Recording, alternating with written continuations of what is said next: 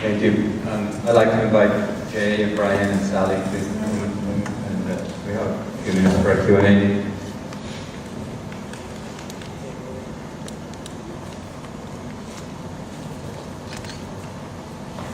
So, please, anybody don't be shy. How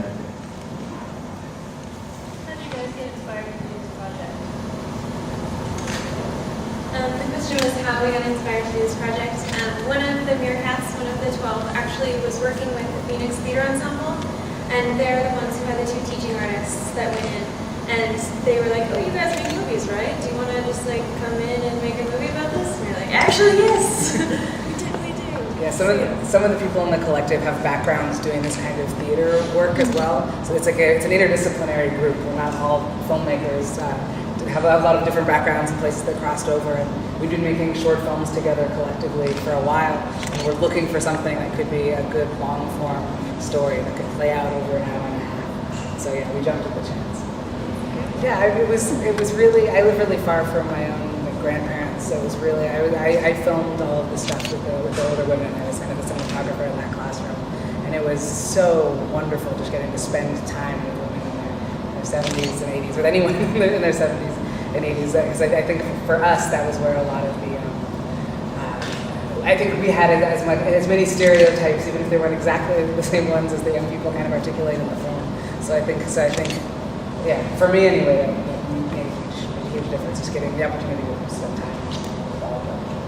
I think that one of the things that I really loved about having the younger folks and the older folks was that you hear older people tell stories about their lives all the time, but a lot of the things that they were telling stories about were the same things that the younger folks were going through at that same time.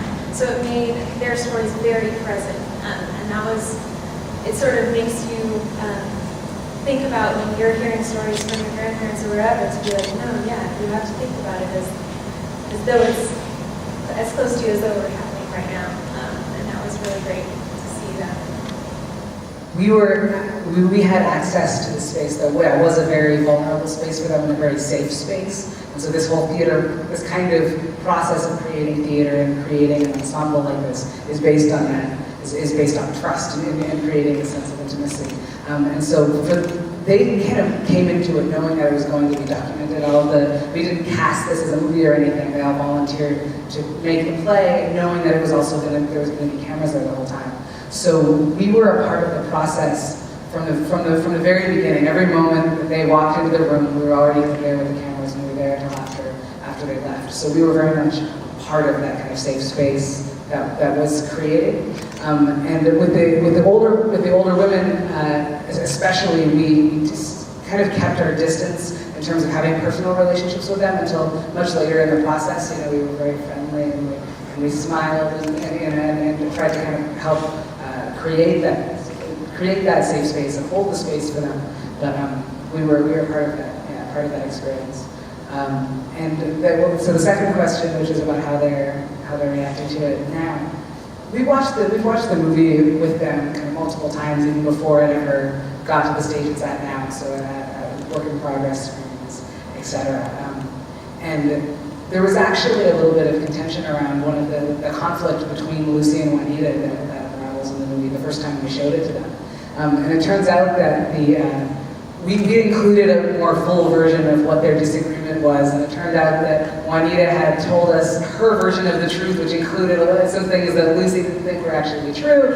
And so like a week after we had the first work in progress screening with them, Lucy called us up and she said, I've been staying up at night thinking about this because I want the world to see this film, but I feel like it's being kind of lies told about us. And we felt bad and said, we had no idea that what things Juanita was saying weren't truths, etc. So we kind of toned it down and said there's a conflict, which was something they could both agree with.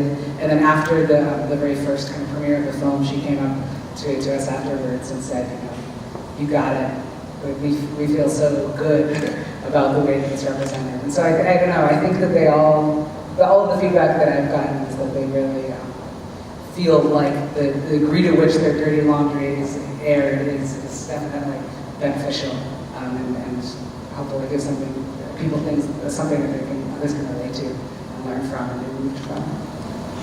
And the younger folks, I think that the younger generation is really used to having cameras around and pictures, and so they just sort of forgot that we were there, which was really helpful for us.